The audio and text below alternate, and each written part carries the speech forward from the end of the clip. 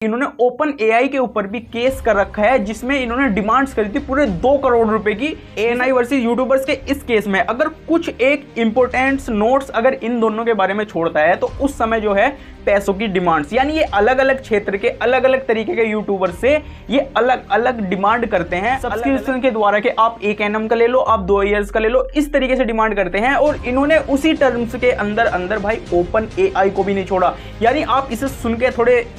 कच्चे हो गए होंगे, क्योंकि अगर शायद आपको नहीं पता कि इन्होंने ओपन एआई के ऊपर भी केस कर रखा है, जिसमें इन्होंने डिमांड्स करी थी पूरे 2 करोड़ रुपए की, जिसे पूरी तरीके से अभी ओपन एआई ने डिनाइज कर रखा है। इसके केस के ऊपर बारे में भी हम पूरी बात करेंगे। सबसे पहले हम अपने यूट्यूबर्स वाले केस के ऊपर बात करते हैं कि आखिर ये लफड़ा है क्या। सबसे पहले वीडियो मोहक मंगल की आई थी, लेकिन मैंने उससे ध्यान नहीं दिया था ज्यादा। उसके बाद रजत पवार की भी आती है और फिर थगेश की भी आती है, और फिर धीरे धीरे धीरे धीरे ये पूरे ही यूट्यूबर पे एक ऐसा केस बन जाता है जिसे शायद किसी ही यूट्यूबर ने अभी तक ना शूट किया हो। बात जो रियल होती है इस तरीके से होती है, हम जैसे जो यूट्यूबर हैं, चाहे इसमें मोहक मंगल हो, रजत पवार हो, थगेश हो, हम इस तरीके के कंटेंट क्रिएट करते हैं जो आपको इन छोटी छोटी क्लिप्स के जरिए थोड़ा इंटरेस्टिंग बना देता है और आपको समझ में ज्यादा आता है। क्योंकि एजुकेशन कंटेंट हो गया, करंट अफेयर रिलेटेड कंटेंट हो गया या रोस्टिंग लेवल कंटेंट हो गया, तो हमें छोटी छोटी क्लिप्स की इसमें जरूरत पड़ती है जो हमारे कंटेंट को थोड़ा और मजबूत कर देता है। लेकिन वहीं शुरू होता है एएनआई का ड्रामा, जो इन्होंने मोहक मंगल से 48 लाख की डिमांड करी, वहीं रजत पवार से 20 लाख की और थगेश से पूरे 15 लाख की। इसमें और भी यूट्यूबर्स का नाम शामिल है और उन्होंने पैसे दे भी दिए, क्योंकि उन्हें अपने चैनल प्यारा था, ना कि ज्यादा पैसा। क्योंकि पैसा हम बना सकते हैं दोबारा भी, लेकिन जो इतनी मजबूती से हम इतने साल की मेहनत से कोई चैनल को खड़ा करते हैं अपने दम पर, वो शायद बिल्ड करने में दोबारा हमें और ज्यादा मेहनत करनी पड़े। क्योंकि हमें सबको पता है कि एक चैनल की शुरुआत हम किस तरीके से करते हैं, और जब वो सक्सेसफुल हो जाता है और हमें एक हमारा इनकम सोर्स बन जाता है, अगर कोई उस पर छिन्ना झपटी किसी तरीके से करना लग जाए तो हम फिर चुप नहीं बैठेंगे। इन्होंने स्ट्राइक मारा इनके चैनल पे तीनों के या और भी किसी के, जब इन्होंने स्ट्राइक मारा तो ये अपना पूरा सब्सक्रिप्शन का क्राइटेरिया भेजते हैं कि आप 1 एनएम के लिए ये वाला हमारा सब्सक्रिप्शन ज्वाइन कर लीजिए, जिसमें आपके सारे कंटेंट खुल जाएंगे और आपके स्ट्राइक वगैरह जो भी आपके चैनल पे वो भी सारा हट जाएगा। यानी एक तरीके से आप मान के चलो भाई, सब्सक्रिप्शन अगर कोई भी बेचता है, अगर आप एजुकेशन लेवल में आप देखो, अगर कोई सब्सक्रिप्शन बेचता है अपना, तो वो क्या करता है, एक पूरे कोर्स की एक फीस डिमांड करता है कि ये मेरा कोर्स है, मैं इसे सेल कर रहा हूं और आप इसे खरीदो, इसकी कीमत 2000 रुपए है। लेकिन इनका क्या है कि एक से 48,000 लेंगे, एक से 20 लाख लेंगे, एक से 15 लाख लेंगे। तो ये सरासर एक गंदी चीज है जो कि हमारे पूरे ही यूट्यूबर समाज में एक तरीके से बुरी तरीके से फैल चुकी है, जो पूरे यूट्यूबर करियर को खत्म कर सकती है एक तरीके से, अगर ये इन चीजों पे अभी पर्दा नहीं गिरा गया। आपने सुनी होगी कि उल्टा चोर कोतवाल को डांटे, तो ये कहीं ना कहीं एएनआई पे शिफ्ट हो रही है, क्योंकि एएनआई इस समय पे चोर है जो कि उल्टा कोतवाल यानी यूट्यूबर्स को डांट रहा है। क्योंकि अगर आप देखो तो यूट्यूब अपने खुले शब्दों में कहता है कि भाई आप अपने कंटेंट के लिए, अगर आपको किसी क्लिप का, किसी भी दूसरी क्लिप का अगर आपको समझाने के लिए कुछ भी बात उसका इस्तेमाल करना हो तो आप कर सकते हो। लेकिन वहां पर एक चीज और है जो यूट्यूब नहीं कहता कि आप कितनी मिनट या कितनी सेकंड का क्लिप यूज कर सकते हैं। तो शायद इसी वजह का फायदा उठाकर ये एएनआई वाले इस चीज का फायदा उठा रहे हैं कि हम यूट्यूबर्स को स्ट्राइक भेज सकते हैं। एक ना इंसाफी है पूरे ही यूट्यूबर समाज की। लेकिन मेन चीज जो मेरी इस वीडियो में आपको जानना है और मैं आपको कुछ बताना चाहता हूं, वो है ओपन एआई से रिलेटेड, जो मैं अभी शुरू में भी उसके ऊपर बात कर चुका हूं इंट्रो में अपने। इससे रिलेटेड जो मैटर है इनका, वो एक बहुत ही बड़ा खतरनाक मैटर है, यूट्यूबर से भी ज्यादा है। क्योंकि अगर आप देखो इस समय ओपन एआई का इस्तेमाल कौन नहीं करता और कौन इसे नहीं जानता। क्योंकि हम देखते हैं ओपन एआई आज की डेट में एक इस तरीके का प्लेटफॉर्म बन चुका है जो आने वाले समय में देखेंगे गूगल को भी टक्कर देता नजर आए। एक तरीके से ओपन एआई जो है सेकंड गूगल बन चुका है। उसके ऊपर भी इन्होंने केस किया था नवंबर 2024 में, शायद आपको ना पता हो इसलिए मैं बताना चाह रहा हूं। नवंबर 2024 में इन्होंने केस किया था, उनके ऊपर भी यही केस था कि आपने हमारे जो चीज़ों का इस्तेमाल क्यों किया। क्योंकि अगर आपको मैं सीधे शब्दों में बताऊं तो एआई जो है भाई प्रशिक्षण के लिए अपने जो उसके ऊपर उपलब्ध डाटा रहता है, किसी भी गूगल वगैरह प्लेटफॉर्म के ऊपर उपलब्ध डाटा रहता है, उसका इस्तेमाल करता है और जो क्रिएटर की मांग है वो उसे उपलब्ध कराता है। एआई का ये मतलब रहता है। एएनआई ने क्या किया, जो डाटा उपलब्ध इनका था एएनआई का, उसे जो ओपन एआई जो किसी और क्रिएटर को प्रोवाइड करा रहा था किसी भी तरीके से, तो उसके रिलेटेड मतलब में इन्होंने उसके ऊपर केस डाल दिया हाई कोर्ट में, जो कि एक तरीके से अभी चल रहा है। लेकिन मैटर शुरू यहाँ से नहीं होता कि इन्होंने केस दायर कर दिया। भाई केस दर्ज कर दिया, कोई दिक्कत नहीं है, कोई रिलेटेड नहीं है, लेकिन उसके ऊपर ये डिमांड करते हैं पूरे 2 करोड़ रुपए की कि आप 2 करोड़ रुपए दो, हम अपना केस वापस ले लेंगे। लेकिन रिलेटेडली चीज यही होती है भाई, कहीं आप अपना सब्सक्रिप्शन बेच रहे हो, आप एक सब्सक्रिप्शन अपना 48 लाख का बेच रहे हो, एक आप 20 लाख का बेच रहे हो, एक 15 लाख का बेच रहे हो, एक 50 लाख का बेच रहे हो। यानी आपको अपने सब्सक्रिप्शन का यही नहीं पता कि हम कितने का बेच रहे हैं और क्यों बेच रहे हैं और किस तरीके से बेच रहे हैं। तो ये एक बहुत बड़ा सोर्स है इनका इनकम जनरेट करने का यहाँ पर, क्योंकि अगर आप देखो ओपन एआई पे केस करना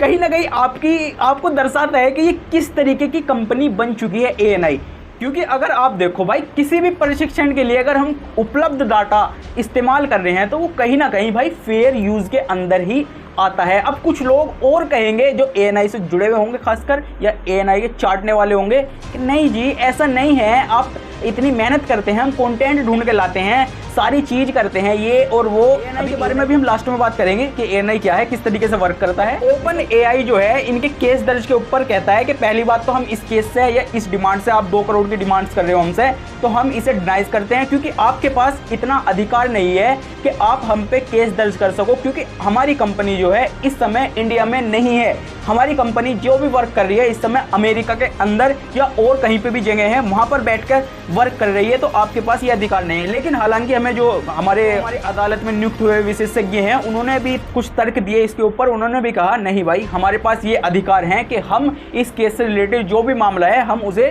सोल्व करने में मदद करेंगे और ये केस अभी चलेगा। तो आपको मैं इस केस से रिलेटेड क्यों बताना चाह रहा हूं, क्योंकि भाई यूट्यूबर्स तो एक बहुत छोटा सा नॉर्मल सा इनका एक तोहफा था मांगने का कि कोई हमें 20 लाख दे दो, कोई 50 लाख दे दो, कोई 15 लाख दे दो। असली मजा तो इन्होंने ओपन एआई वालों से लिया है कि भाई मुझे तुम 2 करोड़ दो, 2 करोड़ चाहिए, 2 करोड़, समझ रहे हो ना, 2 करोड़। तो ये इनकी डिमांड्स हैं, आपको पूरी करनी पड़ेंगी। YouTube वर्सेस एएनआई के मामले में अगर आप कहो कि कौन सही कौन गलत, इसका फैसला करने के लिए भाई हमारा अभी हाई कोर्ट है, जो केस वहां पर दर्ज भी हो चुका है। लेकिन उससे रिलेटेड ही एक चीज निकल के आती है, आपका इस पे क्या स्टांस है और आपको कौन सही लगता है कौन गलत लगता है। देखो, इससे पहले हमें समझने से पहले कि कौन गलत कौन सही है, उससे पहले हमें समझना होगा कि ये जो एएनआई है ये आखिर है क्या और किस तरीके से वर्क करता है। जितनी भी न्यूज़ चैनल आप देखते होंगे, आज तक, एनडीटीवी वगैरह, कुछ भी जितने भी ज़्यादा से ज़्यादा न्यूज़ चैनल आप देखते होंगे, तो उन्हें क्या करती है, ये अपनी न्यूज़ रिपोर्टर्स भेजती है अलग अलग जगह पर। ये एएनआई अपने न्यूज़ रिपोर्टर अलग अलग जगह भेजती है अपना पैसा खर्च करके, और वे वहाँ से अब न्यूज़ इकट्ठा करके लाते हैं और ये क्या करती है, ये सेल करती है बड़े बड़े न्यूज़ चैनल्स को और वे इनसे खरीदते हैं, चाहे इसमें कोई भी हो, आज तक हो, एनडीटीवी हो, यानी जितने भी बड़े बड़े चैनल्स हैं वे इनसे खरीदते हैं। तो ये एक ऐसी ऑर्गेनाइजेशन है जो बची कुची न्यूज़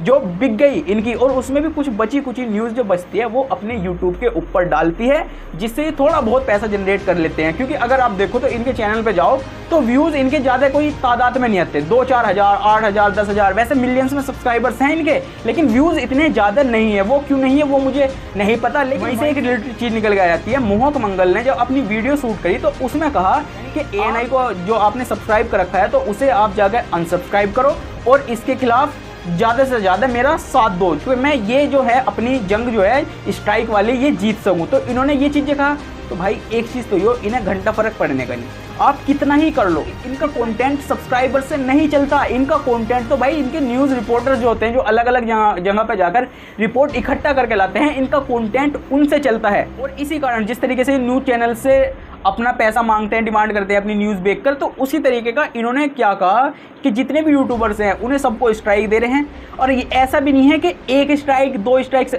भाई 3 स्ट्राइक दे रहे हैं। और कहा जा रहा है उनकी ईमेल्स में सख्त कि अभी आपके पास 1 पहुंचा है, अभी सेकंड और थर्ड जो है वो आने वाला है आपके पास, अभी वो प्रोसेसिंग में है इस तरीके से। क्योंकि आपकी एक वीडियो पे नहीं गया स्ट्राइक, आपकी कई वीडियो ऐसी है जिसमें आपने हमारी क्लिप इस्तेमाल की है, तो इसी कारणवश ये क्या कर रहे हैं, उन्हें भी कॉपीराइट डायरेक्ट स्ट्राइक दे रहे हैं। लेकिन इससे मतलब से निकल के आता है, आपको सारा समझ में आ गया कि हम ये एएनआई किससे काम करती है और ये यूट्यूबर्स को स्ट्राइक क्यों दे रही है, क्योंकि वे इनकी क्लिप इस्तेमाल कर रहे हैं। सारी चीज़ आपको पता चली। नेक्स्ट चीज़ क्या होती है कि भाई इस पर यूट्यूब का क्या टेक होता है।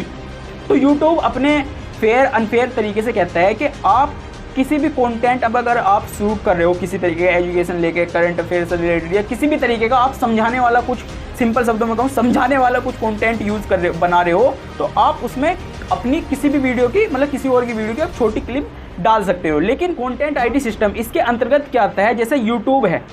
जैसे मेरा चैनल है, एक आपका चैनल है, तो मैंने क्या कहा, आपकी वीडियो मैंने किसी वजह से अपनी चोरी कर ली, आपकी वीडियो निकाल ली, अपनी वीडियो में पार्ट डाल दिया, तो मुझे लगा इसका, तुम्हें लगा उसका बुरा कि इसने मेरी वीडियो का पार्ट कैसे डाल दिया। तो मैं कंटेंट आईडी सिस्टम के तहत मैं यूट्यूब पर जाऊंगा, ईमेल डाल लूंगा कि इस चैनल ने मेरी इस वीडियो का इतनी क्लिप का इस्तेमाल किया है और मैं इसे ब्लॉक करना चाहता हूँ, यानी खाली कॉपीराइट क्लेम देना चाहता हूँ या कॉपीराइट स्ट्राइक देना चाहता हूँ, या वीडियो डिलीट करवाना चाहता हूँ, या वीडियो को ब्लॉक कराना चाहता हूँ, या वीडियो प्राइवेट कराना चाहता हूँ, या वीडियो टेक डाउन कराना चाहता हूँ। ये सारे चांस उस क्रिएटर के ऊपर रहते हैं जो कॉपीराइट स्ट्राइक देता है, यानी जो जिसकी वीडियो इस्तेमाल कर रहा है ना, उसके ऊपर उसका टेक रहता है कि वो क्या कराना चाहता है, जिसकी वीडियो हम अपनी वीडियो के अंदर डाल रहे हैं। लेकिन ये क्या करते हैं, ये सीधे ही कॉपीराइट स्ट्राइक की बात करते हैं कंटेंट आईडी सिस्टम के तहत, जो कि हमारा यूट्यूब हमें कहता है कि भाई ये फेयर है, आप छोटी मोटी क्लिप यूज़ कर लेते हो। तो ये कहाँ से फेयर है, मुझे बस इतना सा जानना है और कुछ नहीं जानना बस अभी तक, ये कहाँ से फेयर है आप ये बताओ। अब मैंने आपको दोनों चीज़ बताई यहाँ पर, यूट्यूब के फेयर सिस्टम के बारे में भी और इसके ANI क्या है इसके बारे में भी। तो आपने दोनों को जाना तो आपको इस समय लग रहा होगा कि अभी हमें ये पता नहीं चला कि इसमें सही कौन है। तो इसमें सही भाई दोनों लोग हैं कहीं ना कहीं तरीके से, क्योंकि अगर आप ANI को देखो और यूट्यूबर्स को देखो, यूट्यूबर्स जो कर रहे हैं वो अपने तरीके से अपना काम कर रहे हैं, क्लिप ले रहे हैं, क्योंकि यूट्यूब के फेयर उसमें आता है कि ये फेयर है ये काम करना, आप क्लिप का इस्तेमाल कर लेते हो। और ANI अपना वर्क कर रहा है, जो कि भाई उनका कंटेंट ही जो है पूरा वे शूट करके लाते हैं, वो बेचते ही हैं, तो वो अपना काम कर रहे हैं। लेकिन इनका जो मुझे अभी दोनों का सिस्टम में से जो ANI का थोड़ा गलत लगा, थोड़ा नहीं कहूँगा पूरा ही गलत लगा, वो जो ये डिमांड कर रहे हैं अलग अलग लोगों से अलग अलग पैसों की, वही चीज़ इन्हें क्या है सबसे अलग बनाती है। कि मैं एक चीज़ मान सकता था कि हाँ ANI सही हो सकता है अपनी जगह, लेकिन जब ये किसी भी चीज़ की आप डिमांड अलग अलग तरीके से करोगे तो वो कहीं ना कहीं फेयर नहीं होगा, जो कि आपकी कंपनी को दिखाता है कि आप किस तरीके के हों। और इसमें भाई बहुत से लोगों ने कमेंट्स करी कि ये सही है वो सही है क्या सही है, लेकिन भाई आपको इसमें खुद सोचना है कि सही कौन है, जो कि मैं मानता हूँ इस समय यूट्यूबर्स ही सही हैं। क्योंकि अगर आप देखो तो यूट्यूबर भाई अपना कार्य उस तरीके से कर रहे हैं जो यूट्यूब कह रहा है, उसके दायरे में रहकर वे अपना वर्क कर रहे हैं। अब मेन चीज़ आती है कंक्लूजन क्या निकल के आता है इस पूरे ही केस का। तो अगर आप देखो जैसे ये अब हाई कोर्ट के अंदर पहुंच चुका है केस, तो वहाँ से ही हमें धीरे धीरे अभी इसमें बहुत टाइम खींचने वाला है, सही बता रहा हूँ भाई, बहुत टाइम खींचने वाला है। और इससे यूट्यूबर्स को बहुत नुकसान होने वाला है इस समय, क्योंकि अगर आप देखो किसी भी चैनल पर अगर कॉपीराइट स्ट्राइक लग जाता है, कहीं ना कहीं उसका चैनल थोड़ा इफेक्ट हो जाता है, किसी भी तरीके से व्यूज़ आने कम हो जाएंगे, सब्सक्राइबर बढ़ने कम हो जाएंगे। तो स्ट्राइक एक बहुत बुरी चीज़ है इस समय, जो कि ये केस तो चलता रहेगा, लेकिन जो स्ट्राइक है वो कहीं ना कहीं उस चैनल को नुकसान थोड़ा बहुत तो जरूर ही पहुँचाएगा, जो कि इस पूरे केस के बारे में आपको बताएगा कि किस तरीके का ये केस है। क्योंकि अगर आप देखो तो इसमें कौन सही कौन गलत सीधा सा पता चल रहा है कि यूट्यूबर्स सही हैं, क्योंकि वे अपना काम जो कर रहे हैं फेयर तरीके से कर रहे हैं। लेकिन उल्टा ये केस कर रहे हैं यूट्यूबर्स के ऊपर कि ये हमें जिस तरीके से ये बता रहे हैं ये गलत चीज़ें बता रहे हैं हमारे बारे में, ये जो हमने जो भी बातें इनकी ईमेल्स में डाली हैं ये गलत हैं। तो ये क्या है, फिर क्या है ये? मतलब ये अपने अकाउंट्स पर आके अपने अकाउंट्स की आपको ईमेल आईडी इनकी प्रूफ सही दिखा रहे हैं, यानी ये इन्हें गलत साबित करने के ऊपर उतरे हैं। तो अब किस तरीके का टेक रहता है, देखो भाई हाई कोर्ट किस तरीके से करता है इस केस को, कब तक जाकर सुलझता है उसके बारे में तो पता नहीं। लेकिन आज की वीडियो हमारी इतनी ही थी, और मुझे सबसे मेन चीज़ जो इसमें बतानी थी भाई वो ओपन AI केस के ऊपर लड़ रही थी। क्योंकि अगर आपने अभी तक नहीं सुनी हो तो भाई इस पर कमेंट जरूर करना, क्योंकि कोई भी इससे रिलेटेड अभी बात नहीं कर रहा था। क्योंकि जो मैंने अभी अपनी स्क्रिप्ट लिखी तो उसमें सबसे पहले मैंने इस चीज़ के बारे में देखा कि इन्होंने केस वगैरह अभी तक और किसी पे किए हैं क्या नहीं किए। इन्होंने एक केस में अगर आपको यही बताऊँ तो इन्होंने विकीपीडिया के ऊपर भी कर रखा है, वो चलो एक अलग टॉपिक है, उसके बारे में कभी और बात करेंगे। लेकिन आज के लिए इतना ही था, जब तक के लिए राम राम जी।